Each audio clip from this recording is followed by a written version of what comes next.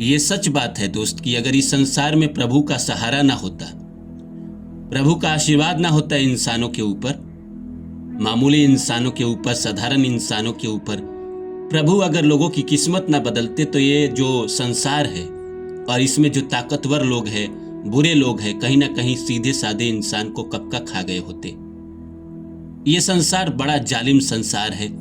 ये संसार बस लोगों को सताना जानता है, लोगों को दबाना जानता है, लोगों को ऊपर उठाना नहीं जानता है। ये संसार आपको मजबूर कर देगा कि आप टूट जाओ, आप बिखर जाओ, आप बर्बाद हो जाओ। इस संसार में कोई भी आपको ऊपर बढ़ते हुए नहीं देखना चाहता है। हर कोई चाहता है कि आप उनसे नीचे रहे, आप गिरे हुए रहे, आप जिंदगी में संघर्ष करते रहे, आपका भला कभी ना हो। लेकिन ऐसा कभी नहीं होता। इसीलिए तो प्रभु है, प्रभु की भक्ति है। जिस इंसान ने भी संसार में धोखा खाया है, संसार ने जब उसको तोड़ा है और उस इंसान ने जब प्रभु का साया पाया है, प्रभु का आशीर्वाद पाया है, तो वो निकलकर कमल की तरह खिलकर वापस आया है। तो नमस्कार दोस्तों, कैसे हैं आप लोग? उम्मीद करता हूं आप लोग अच्छे होंगे। आज एक नए वीडियो के साथ आप लोगों के साथ जुड़ा हूं। आप मुझे सुन रहे हैं रानू बाबू को, हमारे इस चैनल रानू बाबू मोटिवेशनल पे। आजकल आप लोग थोड़ा कमेंट कम करते हैं, आजकल आप लोग थोड़ा वीडियो भी कम देखते हैं। कोई बात नहीं, आप लोग हमारे साथ बने हैं इतने लंबे समय से। मुझे याद है मैंने यूट्यूब शुरू किया था 2020 में, तब से लेकर आज तक कई ऐसे इंसान हैं जो मेरे साथ जुड़े हुए हैं। 2020 से लेकर आज तक किस किस वीडियो पे आपने लाइक किया, कमेंट किया, सब्सक्राइब किया मेरे चैनल को 2020-21 में ही। उस समय हमारे चैनल नए नए थे और आज भी आप जुड़े हुए हैं, इसके लिए शुक्रिया।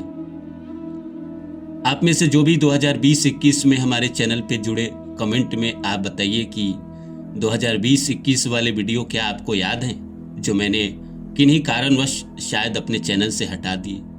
अगर आपको याद है तो आप मुझे बताइए, मैं वापस उस विषय पे वीडियो बना दूंगा। इस चैनल पे ना बनाऊं तो मेरा जो दूसरा चैनल है रानू बाबू वर्षा, उसके ऊपर बना दूंगा। आप लोग उस चैनल को भी देखिए, उस चैनल पे भी जाए।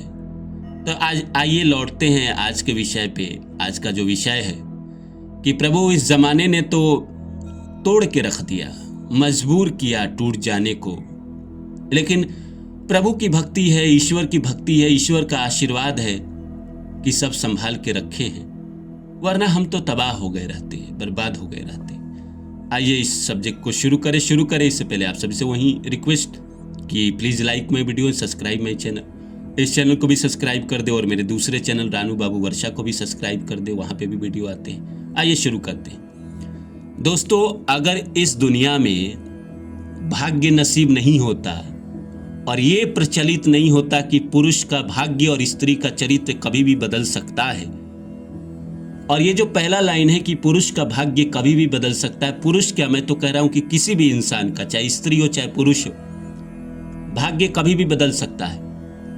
भाग्य ईश्वर लिखते हैं, हमारे पिछले जन्म के कर्म के आधार पर भाग्य लिखा जाता है। अगर इंसान भाग्यवादी नहीं होता, अगर वो आगे चल के बड़ा आदमी नहीं बनने वाला होता, आज जो साधारण इंसान दिख रहा है, अगर कल वो बड़ा आदमी बन जाए तो इसमें कोई आश्चर्य की बात नहीं। अगर ये प्रचलन इस दुनिया में नहीं होते कि एक गरीब आदमी गरीब पैदा हुआ है तो पूरे जीवन गरीब ही रहेगा, और एक अमीर आदमी अमीर पैदा हुआ है तो पूरे जीवन गरीब ही रहेगा, अगर ऐसा कोई नियम होता तो ये जो ताकतवर लोग हैं, ये जो मजबूत लोग हैं, हम जैसे साधारण इंसान को, हम जैसे सीधे साधे इंसान को, आपके जैसे साधारण इंसान को, आपके जैसे सीधे साधे भोले इंसान को कब का खा गया रहता। क्योंकि आप तो राजनीति जानते नहीं है, नौ छौ जानते नहीं, भोले हैं, लोगों पे विश्वास कर लेते हैं, तो ये दुनिया कब का खा गया रहता आपको, कब को आपको तबाह कर दिया रहता। लेकिन उनका जो चाल है तभी असफल हो जाता है जब ईश्वर आपका भाग्य लिखे। ईश्वर अगर नहीं चाहेंगे कि कोई आपको तबाह करे तो आप नहीं होंगे। ईश्वर चाहते हैं कभी कभी जिंदगी में कि हाँ थोड़ा सा आप गिरे, क्योंकि ईश्वर भी उसी इंसान को गिरते हैं जिसके अंदर अहंकार आ जाता है, घमंड आ जाता है, जो दुनिया में अपने आप को महान समझने लगता है, जिसको लगता है कि मैं ही सब कुछ हूं, मैं ही ब्रह्मांड हूं, मैं ही ईश्वर हूं, उस इंसान का ईश्वर को घमंड तोड़ना पड़ता है, उसको नीचे गिराना पड़ता है। लेकिन जो साधारण इंसान है, जो सीधा साधा है, वह जिंदगी में ऊपर की तरफ ही जाता है, नीचे कभी नहीं आता है। जब तक नीचे है तब तक संघर्ष है, तब तक है। एक बार उसके संघर्ष खत्म हो गए और ईश्वर ने कहीं ना कहीं उसको ब्लेस्ड कर दिया, उसको अपना आशीर्वाद देना शुरू कर दिया, उसका भाग्य बदल दिया, फिर वह इंसान जिंदगी में नीचे नहीं गिरता। गिरते वही इंसान है जिनके मन में खोट है, जिनके मन में बेईमानी है, जो ईमानदार नहीं है, जो कहीं ना कहीं लोगों को अपना इस्तेमाल के लिए यूज करते हैं, लोगों को यूज करते हैं। ऐसे संसार में लोग हैं जो कहीं ना कहीं आपको डेमोरलाइज करेंगे। बहुत सारे लोग ऐसे हैं, मैंने देखे हैं कि अगर आप कोई काम करने चलोगे तो आपको कहीं ना कहीं डेमोरलाइज करेंगे, नीचा दिखाने की कोशिश करेंगे, लोगों से, बाकी दुनिया से आपको परेशान करवाएंगे। बड़े जगत में तो और होता है कि जैसे 10 लोग बड़े इंसान हैं और उस बीच में आप घुसना चाहोगे, बड़ा आदमी बनना चाहोगे, तो वो जो 10 लोग बड़े लोग हैं वो आपको नीचा गिराने के लिए, आपको तबाह करने के लिए, आपको बर्बाद करने के लिए तमाम कोशिश करेंगे।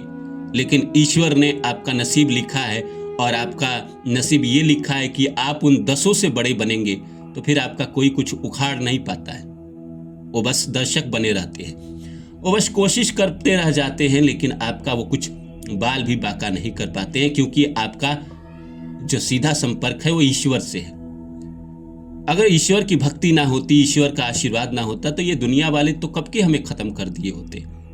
तोड़ के तो रखने की कोशिश करते ही हैं, कहीं ना कहीं हमारे दिमाग पे वार करने की कोशिश तो करते ही हैं। ये निगेटिव विचार डालना, तुमसे ना होगा, तुम नकारा हो, तुम जिंदगी में कुछ नहीं कर पाए, तुम कभी कुछ नहीं कर पाओगे, ये सब शब्द क्या है? ये सब आपको बर्बाद करने के ही शब्द है। तुम बस जीवन बर्बाद कर रहे हो, समय बर्बाद कर रहे हो, गलत रास्तों पे हो। कोई कैसे डिसाइड करेगा कि आप गलत रास्तों पे या सही रास्तों पे? क्या आप नशा करके सोए पड़े हैं या आप क्या भांग करते हैं? नहीं ना, आप जीवन में एक सपना लेकर चले हैं, उसके लिए स्ट्रगल कर रहे हैं, उसके लिए आगे बढ़ रहे हैं, तो आप गलत रास्तों पे कैसे हैं? आपको ईश्वर ने ये रास्ता दिया है, आपको ईश्वर ने कहा है कि इस जीवन में आपको यही कर्म करना है, इसी रास्तों पे चलना है, तभी तो आप चल रहे हैं। लेकिन संसार को बर्दाश्त नहीं है ना कि आप बड़ा आदमी बनो, बहुत ज़्यादा सफल हो जाओ, दुनिया में आपका नाम हो जाए, इसीलिए वो आपको नीचे गिराने की कोशिश करते हैं। लेकिन डरने की कोई बात नहीं है। इंसान इस दुनिया में आपकी तकदीर नहीं लिखता है, इंसान आपकी किस्मत तय नहीं करता है, प्रभु करते हैं। इसीलिए तो प्रभु का आशीर्वाद हमेशा चाहिए, और प्रभु का आशीर्वाद चाहने के लिए आपको प्रभु के चरण में तो जाना पड़ेगा, प्रभु की भक्ति तो करनी पड़ेगी, तभी तो प्रभु का आपको आशीर्वाद मिलेगा। फिर आपका कोई भी कुछ नहीं करेगा।